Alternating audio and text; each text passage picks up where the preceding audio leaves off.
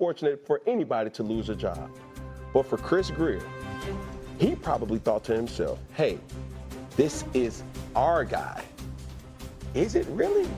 Okay, I can win with him, but if it comes to what we've been seeing over the last couple of weeks, now when we have staff meetings, somebody gonna always say it like this: your boy.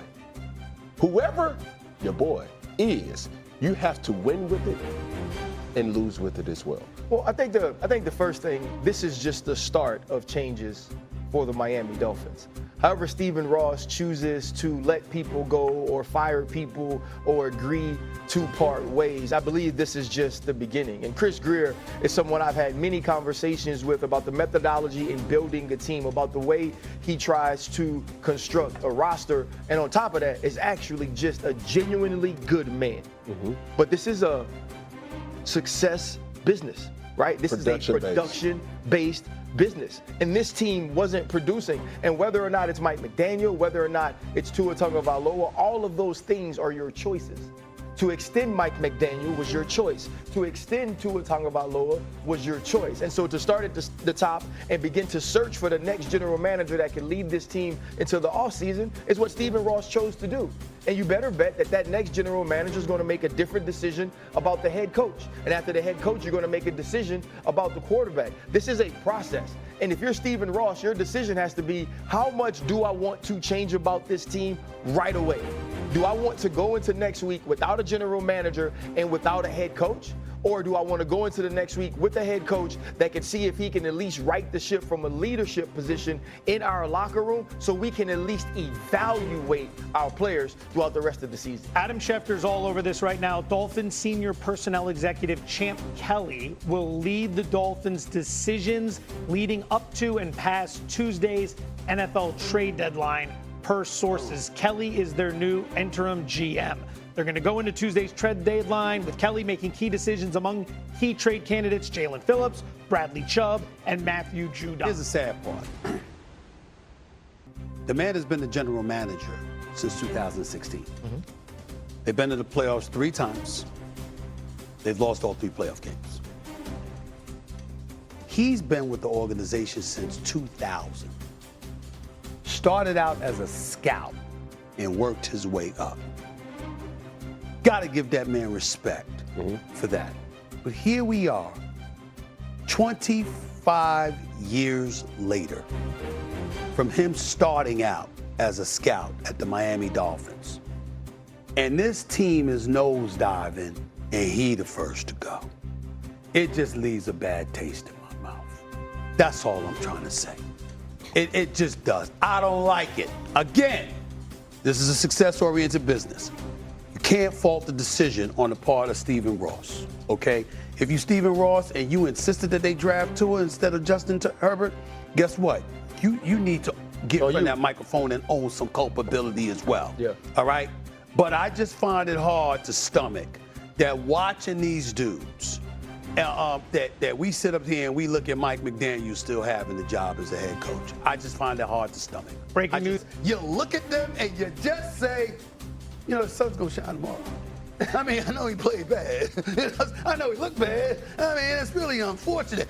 Listen, I watched a post-game interview when they lost the game, and if you literally like turned down the sound and just looked at their face talking to the reporters, you would have thought they won. They were like this. Yeah, you know, we got to play. Look at my face cam. Look at my face cam.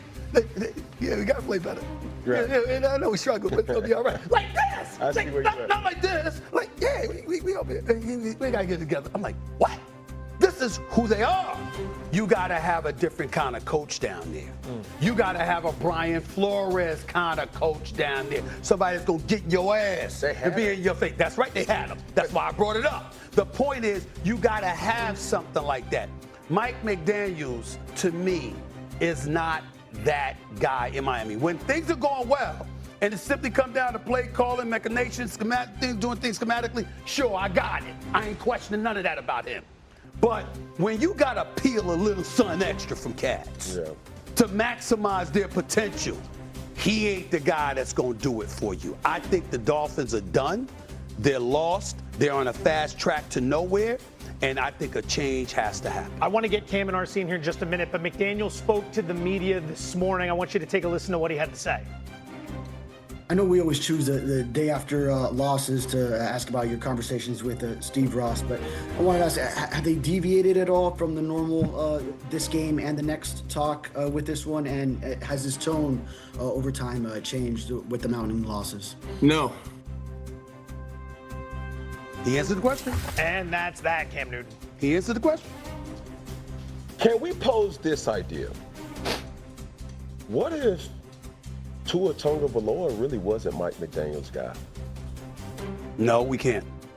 Because when you think about the statistics, I'm gonna bring it all. No, I'm saying before you go, I'm saying no, we can't. Meaning that Brian Flores is there. He wanted Justin Herbert, not Tua Tagovailoa. But the point is, Mike McDaniels came into the job knowing that Tua was his guy. Correct. That's what I'm saying. But go ahead. So when you start to think about the politics about any executive position, don't sit up here and say, oh, that doesn't happen. You're supposed to be the guy. You can't say that. I can't say that. You can't say that because we all report to somebody. Fair. Mike McDaniels comes into a situation where he says, oh, this is my guy. I can win with him. Okay. That does not mean that's my guy. Fair. When you start to see how the Miami's offense has shifted around Tua Tagovailoa's skill set, it's almost like, okay, those are glorified extended run plays. Screen, screen, screen, screen, screen, screen, screen. Snack, snack, snack, snack, snack, snack, drag, drag, drag. It's like, yo, the airtime, and I had to do my research, and I say, Tua Tagovailoa's football in the air rate is on the bottom half of the NFL, which means that completions tend to travel at a shorter distance in the air with Tua Tagovailoa. If I know that by just making a typical Google search, do you not think teams who play the Miami